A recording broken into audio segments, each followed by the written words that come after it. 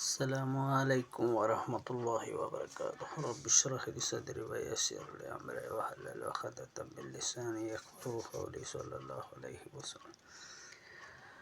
సామాన్యుడు అల్లా సంయుడును శాశ్వత పవిత్రుడు.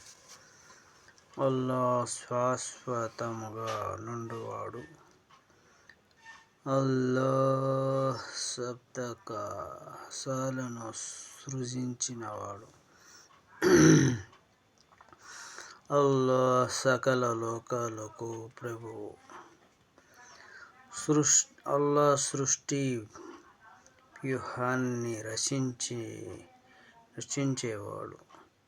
అల్లాహ్ సకల చరాచర సృష్టికి మూలాధారకుడు. అల్లాహ్ స్త్రీ మలిన మార్గం నుండి వచ్చినవాడు కాడు. అల్లాహ్ క్షమించేవాడు. అల్లాహ్ క్షమాశీలుడు.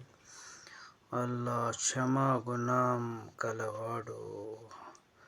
అల్లాహ్ నల్లటి రాత్రి నల్ల బండరాతిపై నల్ల చీమ నడిచే ధ్వనిని వినువాడు మరియు చూసేవాడు. అల్లాహ్ హృదయ శోధకుడు.